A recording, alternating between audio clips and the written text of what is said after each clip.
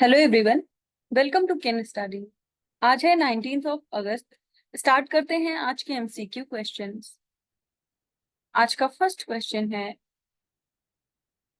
Union minister Shivraj Singh Chouhan inaugurated the MPSS app which aims to help farmers identify harmful insecticides and pesticides ensuring crop protection.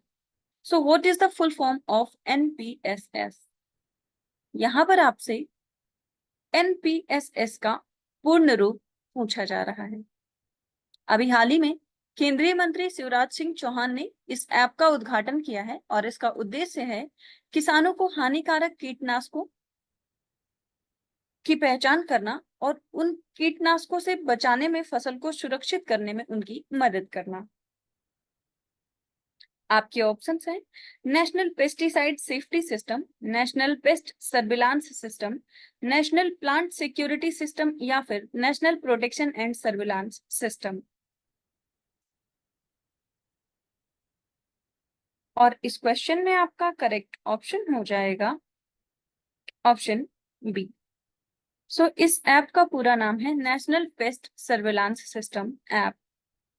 आप यहां देख सकते हैं।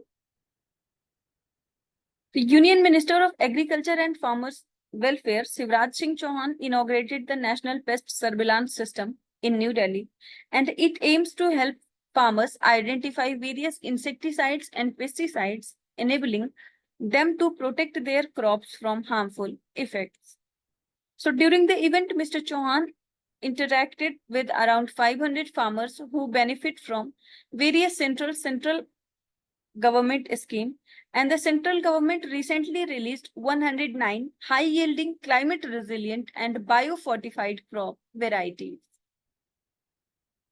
So the event emphasized the government's commitment to enhancing agricultural productivity and sustainability through modern technologies and improved crop varieties. So इस platform की बात करें तो ये एक AI बेस्ड प्लेटफॉर्म है जिसको लॉन्च किया गया गवर्नमेंट के द्वारा 15 अगस्त को। बढ़ते हैं नेक्स्ट क्वेश्चन की ओर। Consider the following statements regarding clean plant programme. यहाँ पर स्वच्छ संयंत्र कार्यक्रम से संबंधित कुछ कथन दिए गए हैं जिन पर आपको विचार करना है।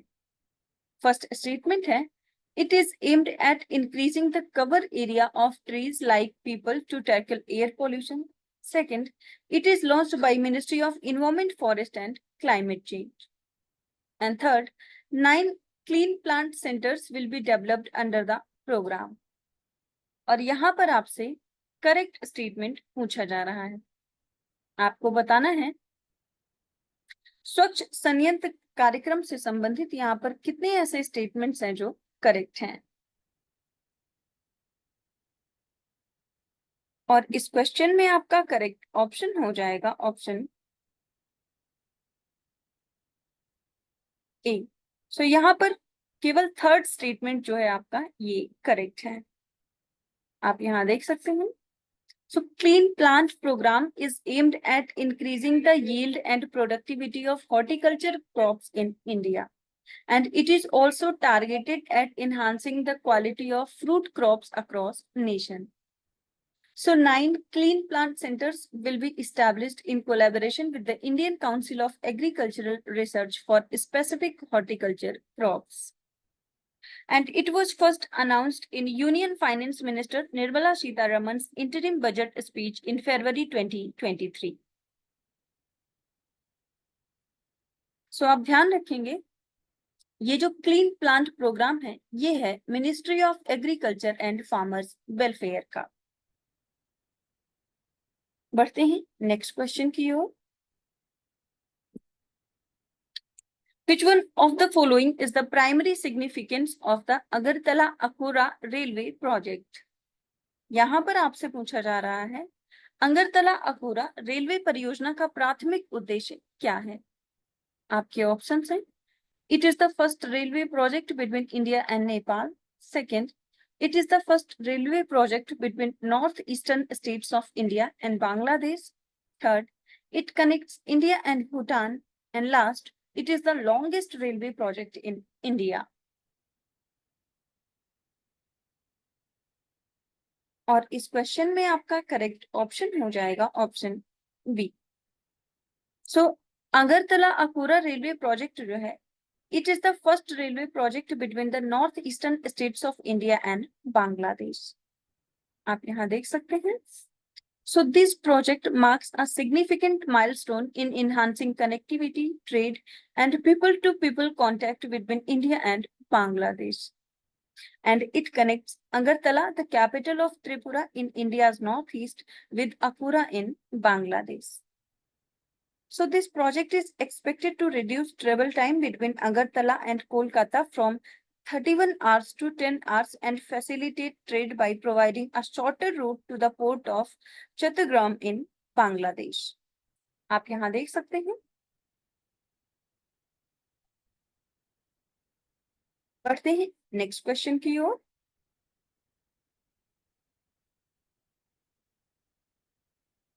Reference to the Pradhan Mantri Shram Yogi Maandhan scheme, consider the following statements. यहाँ पर प्रधानमंत्री श्रम योगी मानधन योजना के संबंध में कुछ कथन दिए गए हैं जिन पर आपको विचार करना है। फर्स्ट स्टेटमेंट है, it aims to offer health insurance to unorganised sector workers. And second, the spouse can continue the scheme by paying regular contributions if the subscriber of the scheme dies before attaining the age of 60 years. And third, under the scheme, family pension is applicable only to the spouse. और यहाँ पर आपसे correct statement पूछा जा रहा है, आपको बताना है प्रधानमंत्री श्रम योगी मानधन योजना से संबंधित यहाँ पर कौन से स्टेटमेंट्स करेक्ट हैं।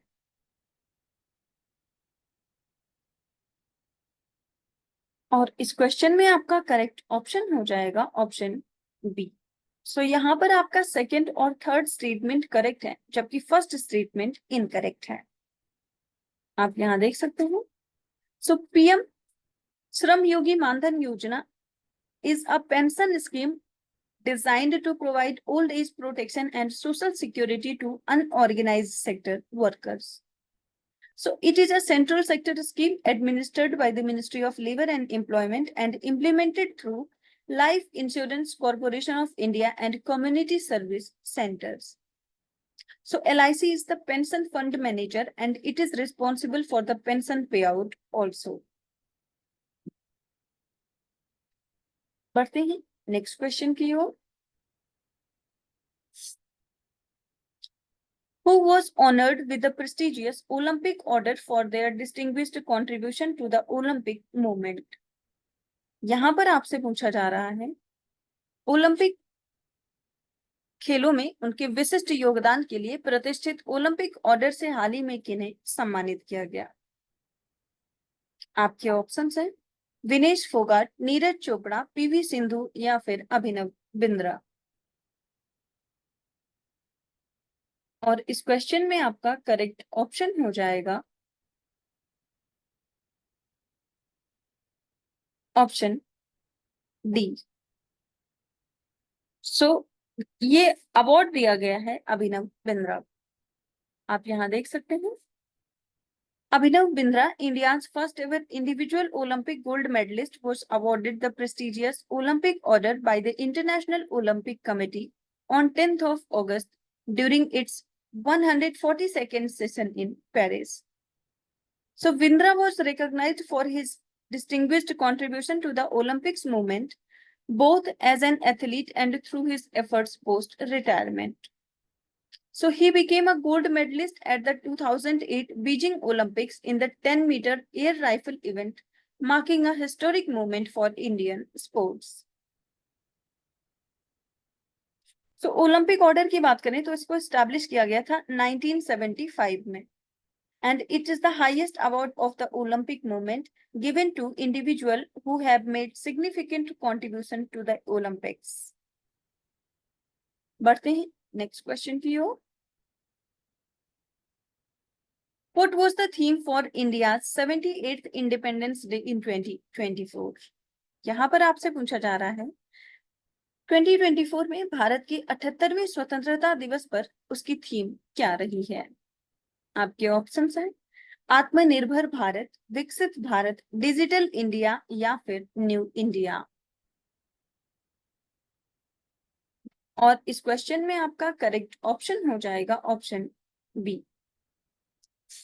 सो इस वर्ष की थीम रही है विकसित भारत। आप यहाँ देख सकते हैं The theme for the 78th Independence Day on 15th August 2024 is Viksit Bharat, representing the government's vision of transforming India into a developed nation by 2047, the 100th year of independence.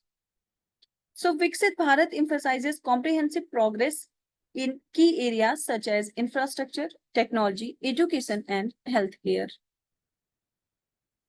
The theme reflects a commitment to enhancing India's global stature, ensuring economic growth and social advancements benefit all citizens, and fostering an inclusive, prosperous nation that honors its heritage while embarking modern innovation. बढ़ते हैं next question की ओर। India has collaborated with which country on the launch of the Moonan satellite? यहाँ पर आपसे पूछा जा रहा है भारत ने मूनल उपग्रह के प्रक्षेपण पर किस देश के साथ सहयोग किया है? आपके ऑप्शंस हैं भूटान, श्रीलंका, नेपाल या फिर बांग्लादेश। और इस क्वेश्चन में आपका करेक्ट ऑप्शन हो जाएगा ऑप्शन सी। सो भारत ने सहयोग किया है नेपाल को। आप यहाँ देख सकते हैं The Ministry of External Affairs and New Space India Limited signed an MOU on 10th of August 2024 to provide grant assistance for launching Nepal's Moonan satellite. So developed by Nepal Academy of Science and Technology with help from the space startup Antriksh Prashikshan Nepal, the Moonan satellite aims to create a vegetation density database of Earth's surface. The launch service agreement was initially signed in January when External Affairs Minister S. Jaishankar visited Nepal. तो आप ध्यान रखेंगे मूनल satellite से संबंधित जो समझौता हुआ है वो हुआ है भारत और नेपाल के मध्य, और इसका उद्देश्य है to create a vegetation density database of earth surface. So आज के करंट अफेयर सेशन में इतना ही। Thank you for watching. Do like, share and subscribe.